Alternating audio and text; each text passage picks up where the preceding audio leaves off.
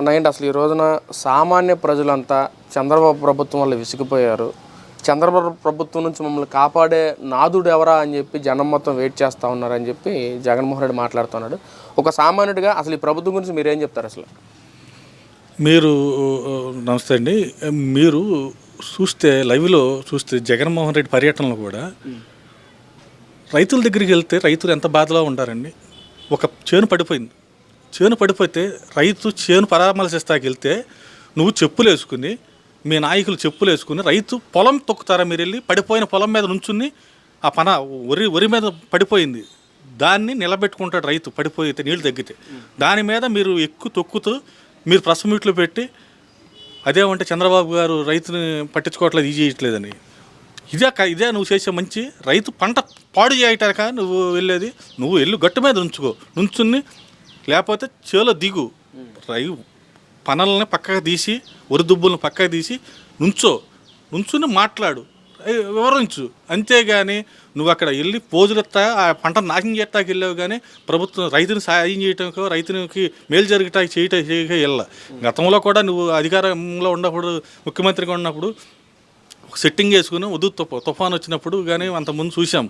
ఒక సెట్టింగ్ వేసి రోడ్డు మీద కొన్ని 100 కోట్ల రూపాయలు 100 లక్షల రూపాయలు తగలేసి సెట్టింగ్ వేసి యాక్ట్ చేసి వచ్చారు. అలా కాదు, చంద్రబాబు నాయుడు గారు ప్రతి సమస్య ఉంటే అక్కడికి నేనున్నాను, నడవడం ఉందని చెప్పి ప్రతి దానిలో కూడా వాళ్ళ వర్షాలు వస్తున్నాయంటే టీమును పంపిస్తున్నారు, ఆయన వెళ్తున్నారు, క్షుణ్ణంగా పరిశీలిస్తున్నారు. ఎక్కడ సమస్య ఉంటే అక్కడికి నిర్మాణం లేకుండా ప్రతి కార్యక్రమానికి ఆయన వెళ్తున్నారు. నీకు లేక ఇంట్లో నుంచి బయటికి రాకోకుండా టీవీల్లో కనపడేటట్టుగా ఏం చేయట్లేదు చంద్రబాబు గారు. ప్రతి విషయంలో పేదవాడి దగ్గరికి ఎక్కడ ఉంటే అక్కడ 10 మంది ఎక్కడుంటే అక్కడికి వెళ్తున్నారు. పేదవాడు ఎక్కడుంటే అక్కడికి వెళ్తున్నారు. సంక్షేమ పథకాలు వస్తున్నాయా, రావట్లేదా, మీకున్న ఇబ్బంది ఏంటి? పెన్షన్ ఇచ్చేటప్పుడు కూడా పొద్దున్నే ఏ గ్రామం అయినా సరే ప్రతి ఒక్కరిని అందరినీ ఇన్వాల్వ్ చేస్తున్నారు, అందరూ వెళ్తున్నారు. చంద్రబాబు గారు అంటే అందరూ మత్తిన వర్గ అందరూ కూడా వెళ్ళి పేదవాడి ఇంట్లో కూర్చుని బాగోగులు అడిగి వాళ్ళు పెన్షన్ ఇచ్చి వాళ్ళు టీ ఇస్తే తాగి వస్తున్నారు. అది చంద్రబాబు నాయుడు గారు ఎన్డీఏ కూటమి ప్రభుత్వం చేస్తున్న పనితీరు. అంతేగాని ఓ ఫోటోలకు పోజులో ఇంకొకటో ఇలా సిట్టింగ్లు వేసుకుని ఒకసాట కూర్చుని రైతుని నాశనం చేయటమో కాదు. మీటింగ్లు పెడుతున్నారు, మీటింగ్లు పెట్టి జెండాలు పెట్టుకుని వెళ్తున్నారు. వీళ్ళని కార్యకర్తలనే చంపేస్తున్నారు వీళ్ళు. అది కాదుగా సంస్కృతి. చంద్రబాబు గారు అలా చేయట్లేదుగా. ఈయన ఇలాగ పరదాలు కట్టుకునే రాట్ల ప్రజల్లో నేనున్నానని సింగిల్గా వస్తున్నాడు. ఆయన చంద్రబాబు గారి పాలన అలా ఉంటుంది. అంతేగాని ఈయనలాగా దుర్మార్గం పాలసీలు, దుర్మార్గ కుట్రలు ఏమి ఉండవు. చంద్రబాబు గారు చేసేది విజన్ ఉంటుంది, ఆయన ముందు చూపు చేస్తారు. ఏది చేసినా కూడా ఈ రోజున ఇవాళ ప్రజాప్రభుత్వం వల్ల అందరూ సుఖ సంతోషాలతో ఉన్నారు. ఏమైనా చిన్న పొరపాట్లు లేకుండా ఉండవు. నేను లేవని అంటలా. అందరికీ ఇప్పుడు మన చేతికున్న 5 ఏళ్లే సక్రమంగా లేవు. అందరిని మెప్పించాలంటే కష్టం. కానీ ఆయన శాయశక్తులు ప్రయత్నిస్తున్నారు. 190% అందరికీ మేలు చేస్తున్నారు.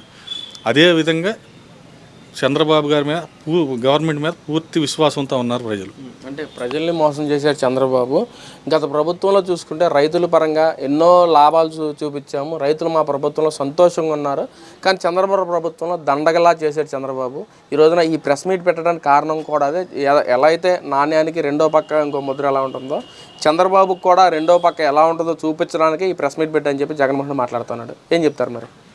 ఇవన్నీ కూడా చెప్పుకోవటానికే. కానీ ఏమండి, ఈ రోజున ప్రజలు ఎంత ఇబ్బంది పడుతున్నారని చెప్పి ఆయన అధికార యంత్రాంగాన్ని అంటే ఆయనేంటి అందరూ కూడా పొలాల దగ్గరికి వెళ్ళి, కళ్ళాల దగ్గరికి వెళ్ళి, వ్యవసాయ పిల్లలు వాళ్ళు చేసే వరి దగ్గరికి వెళ్ళి యంత్రాంగాన్ని తీసుకెళ్ళి ప్రతి ఒక్క రైతు ఎవరికి నష్టపడకుండా వెంటనే ఎవరితో కోసింది సాగు వారికి వెంటనే ట్రాక్టర్ లారీ ఇంటి లారీ నేరుగా మిల్లుకి వాళ్ళ ఖాతాల్లోకి వెంటనే 24 అవర్స్లో పడేటట్టుగా ప్రణాళికబద్ధంగా చేస్తున్నారు. వీళ్ళు బుర్జల్లే కార్యక్రమం తప్ప పైన వర్షం పడుతుంది. ఏమైనా ఈ దేవుడు ప్రకృతి, అది మనం ఆపగలమా? కాకపోతే ఒకటి ముందు వెనక అందరికీ ఒక్కసారి ఇప్పుడు రైతులందరూ కొన్ని లక్షల మంది ఉన్నారు. లక్షల మంది ఒకే టైంలో ఒకే నిమిషంలో అందరిది అలర్ట్ చేయాలంటే కుదరదు. 1 by 1 లారీలు కావాలి, ట్రాక్టర్లు కావాలి, దానికి తగ్గట్టుగా కూలీలు కావాలి, ముఠా వాళ్ళు కావాలి. మనం అధికారులు కూడా చెక్ చేసుకుని పద్ది చెక్ చేసి క్షుణ్ణంగా మళ్ళీ పంపించాలి. మళ్ళీ ఇలా గందరగోళంగా చేస్తే మళ్ళీ రైతులకి ఎవరు నష్టపోతారు? రైతులు నష్టపోతారు. సక్రమంగా జరగదు. నువ్వు గందరగోళం సృష్టించేసి 100 మంది ఒకసారి పడిపోతే ఎవరు తీసుకుని అంటారు? 1 by 1 నోట్ చేసుకోవాలి. దాని ప్రకారంగా అమౌంట్ పేమెంట్లు కూడా రావాలి, పంపించాలి. ఇవన్నీ కూడా ప్రాసెస్ ప్రకారమే జరుగుతుంది.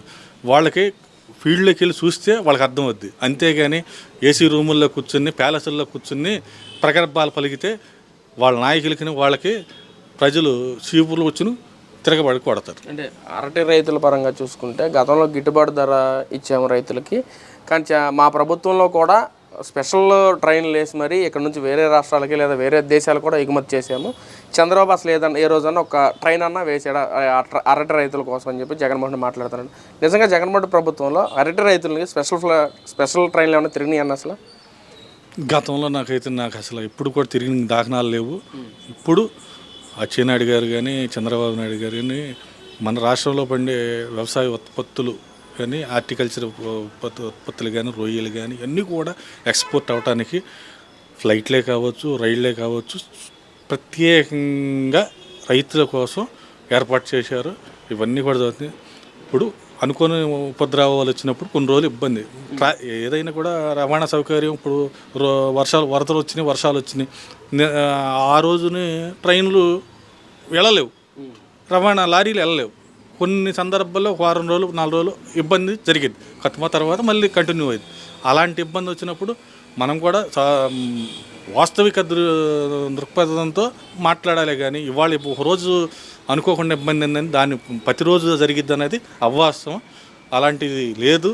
రవాణా సౌకర్యం బేసిక్గా ఉంది. ప్రత్యేక ట్రైన్స్ కూడా ఉన్నాయి వ్యవసాయ ఉత్పత్తులు రవాణా చేసుకోవటానికి.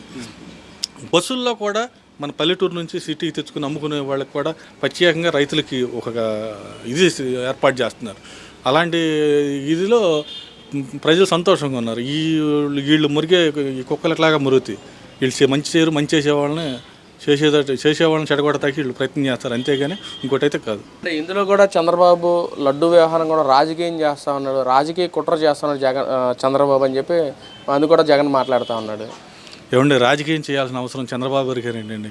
ఆయన పొద్దున్నే లేస్తే రాత్రి పడుకునే వరకు రాష్ట్రానికి ఏం చేయాలి, ఏ రకంగా నిధులు తీసుకురావాలి, ఏ రకంగా కంపెనీలు తీసుకురావాలి, ఏ రకంగా మన బిడ్డల భవిష్యత్తుకి పునాదులు వేయాలి, పిల్లల భవిష్యత్తు ఎలా తీర్చిదిద్దాలి, ఇక్కడ ఉద్యోగ కల్పన ఎలా చేయాలి, ఇండస్ట్రీస్ ఎలా తేవాలి, రాజధాని ఎలా నిర్మించాలి, పోలవరం పూర్తి చేసి రైతాంగానికి ఎలా నిధులు ఇవ్వాలి అన్న దృక్పథంతో ఆయన ఆలోచిస్తుంటే వీళ్ళేమో ఎంతవరకే ఏది ప్రతిదాన్ని రాజకీయం చేయాలని చెప్పి ఈ వైసీపీ పేడ్ బ్యాచ్ చూస్తున్నారు తప్ప ఇంకోటి అయితే కాదు.